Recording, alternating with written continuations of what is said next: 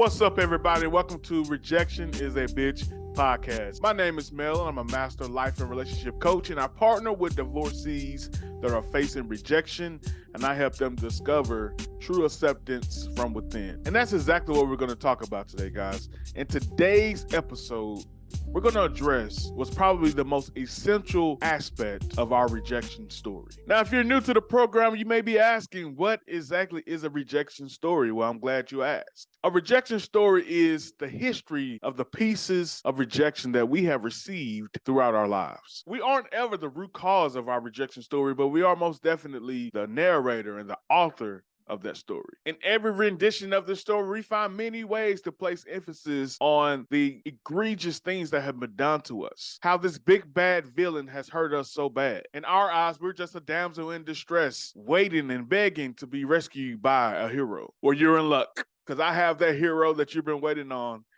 and that hero is forgiveness. One day I had a very tough conversation with myself, and I want to give you guys the question and answers that surged me to the freedom of forgiveness that I now have for my ex-wife. The first question, what did she do? What exactly did she do? I know a lot of people that's been watching, you're like, man, what exactly did she do? I'm nosy, I want to know what's going on. The thing that's very tough, but also yet amazing about forgiveness is it doesn't really matter what the other person does, because forgiveness is not about them. Forgiveness is about you and your freedom. Now, let me use an extreme example just to make this point. It's going to seem extreme, but follow me here for a second. You think back to slavery, American slavery, or any other nation that has slaves. If you could tell that slave, I have one thing that you can do today that would allow you to be free forever, what do you think that slave would do? The slave would choose that thing every single time. It would drop everything it had, anything that means anything to them before. Nothing else matters now other than doing that thing that you tell them to do so they can get that freedom. And why is that? Because they have been treated so bad, things have been so egregious for them that they are willing to do anything. And you tell them you have to do one thing? Oh yeah, they'll jump on that in a drop of a hat. They would do anything to get themselves out of that bondage. I had to ask myself this question. I'm proposing to you as well. How bad do you want to be free? Because it's not about them. It's not about what they did. It's about you and your freedom. The next question is, what does freedom look like? For some of us, and this was the case for me, it looks like a face-to-face conversation. Whether that be one-on-one or within a group, you need to be able to express everything that you feel, every question that you have those answered to some degree so that you can put yourself in position to give them forgiveness. For some of us, it's just a quick phone call. Hey, I forgive you. And hang up. And some of us, there's no conversation needed whatsoever, because maybe those things have been so dangerous that it will hurt even the more just to see this person. And there may be some legal aspects of that you don't want to face anymore. Regardless of which of those you may fall within, forgiveness is a matter of the heart initially, and it's a matter of how we function going forward. I want to make this clear. It's 100% possible to forgive someone and not feel it, because it's not about your feelings. You do have to initially feel something enough to open up that part of you to go into a path of forgiveness. Like, you have to be vulnerable enough to go down that path. However, once it's time to actually forgive, that's a functionality. That's how you move, how you speak, how you operate day in, day out. That's walking in forgiveness. Let me also be clear on this. It's possible to forgive, but the dynamics don't change whatsoever. And especially in cases such as mine, where you are already divorced and you're not looking to get back together, you just want to close this chapter in your life. So nothing has to necessarily change about the dynamic. You're just moving on from an emotional and functionality standpoint. Forgiveness creates that freedom to finally shut that door and close that chapter in your life. Why should I forgive her? Now, there are two answers to this. We have a spiritual answer, then we have a secular answer. So the spiritual answer is, I forgive her because Christ forgave me. Now, I don't know about you guys, but I have done some horrific, trifling things in my life. And what would I be without Christ? What would I be without the forgiveness, the thorough forgiveness of Christ, that he reached down within everything that was in my heart? I was able to confess my sins to him, and he still loved me as his son. What would I be without that forgiveness? When we tap into the true grace of God and his everlasting love, we see far more clearly how everyone that we come in contact with deserves that everlasting love and that grace, and we start to extend that for them as well. Granted, it's 100% way more difficult to do that for someone that has majorly hurt you. I'm not saying that it's easy, but I'm saying that it can be done, and tapping into the one that has forgiven you helps us to accomplish that. Now, the secular answer is just a little bit different. I got tired of talking about her. I got tired of talking about and thinking about her. Because we were together for so long and I had yet to forgive her, every point of reference I have in almost any conversation went back to her. Eventually, I had to say to myself, man, I have to forgive her. Because if not, I'm going to be speaking about her for the rest of my life. I'm not going to be able to fully move on, and it's going to take part in any relationships I have going forward. In a sense, I wanted to like purify my conversations. I felt dirty every time I brought it up. I knew people rolling their eyes and all kind of stuff. People were tired of hearing about it, man. It was time to fully move on. I asked myself this question: how recovered am I from her rejecting me? Now, I look at rejection in the same vein that I look at addiction. So many people that have faced rejection within the confines of relationships find themselves often in that same relationship, no matter who the person they're dating or who the person they're married to. We are so accustomed to being rejected within a relationship that we only can truly function in a relationship with someone that they reject us in some aspect. When we're actually with someone who respects us and values us, we don't know how to act. We don't know how to appreciate that. And we may begin to self-sabotage the situation. We're trying to beat them to the punch.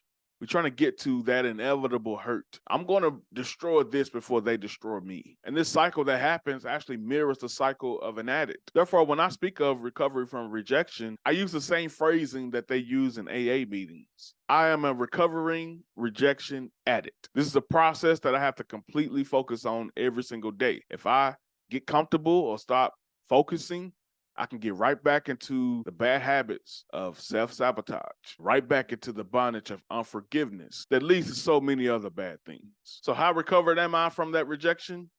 Today, I'm doing good. But tomorrow, I'll let you know then. What regrets do I have? This process has taught me a whole lot. But if I have any regrets, it's that I did not forgive her sooner. I was made aware that forgiveness would bring me that freedom very early in this journey, but I chose to hang on to it. And by choosing to hang on to it, it allowed me to harbor hatred. It allowed me to see myself as a perpetual victim. I've made significant progress, but I would be so much further along if I would have chosen to forgive her a lot sooner. When I asked myself this next question, I'm gonna be honest with you, I was completely floored and I wanted to stop talking to myself. But who is the victim now? Who's the victim now? That's the question. From the beginning of this situation, it may be the same for you. You may have started as the victim. Something happened to you, something happened to me that we had zero control over. We can't control others' actions. We may have things that lead to certain things, but we cannot control the way people operate. However, when we hold on to unforgiveness, we are replaying everything they did to us repeatedly, over and over again.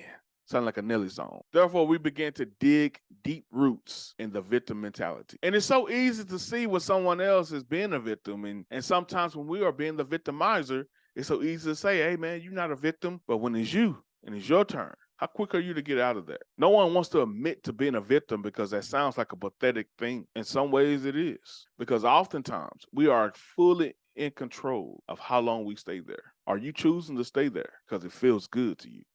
Are you choosing to stay there because you have manipulated yourself and the one who victimized you? Now they have become subservient unto you. You were once the slave to their oppression, and now the oppressed have become the oppressor. Why are you relishing being in victimhood? Why does that feel so good to you? Why are you comfortable in that? You were once the victim, but who's the victim now? Who's still writing that story of rejection? Is it them? Or is it you? And what happens next? Now, this is completely up to each of us. When Christ died on the cross, our sins were forgiven forever. Unfortunately, we often go back and pick up those sins. And in essence, we choose to live in something that's actually not our reality, a life of sin. We have the daily choice to live free in forgiveness, or we can pick up the bondage and the shackles of unforgiveness. Something was said in this podcast today that triggered you. It triggered a thought, triggered an emotion, triggered a resolution. It triggers something within you. I don't think you should just allow this moment to pass. I think you should capitalize on this, see what God is telling you regarding who you should forgive, how you should forgive them. Go down these questions that I mentioned here and allow yourself to fully walk in the grace of God for yourself, and then give that grace of God to someone else. If you want somebody to walk through that with you, I'm willing to do that. I am a life coach, a relationship coach, and like I said, this is my area of expertise, being that I've gone through it, but also done a lot of studying on this topic. Rejection is indeed a bitch, but it does not end there whatsoever. You have options, you have opportunity, you have this moment here that God is speaking directly to you, and He using me as a vessel to walk you through it. Reach out to me on my email, melcoaching@yahoo.com, on my website, lifecoachingbymel.com.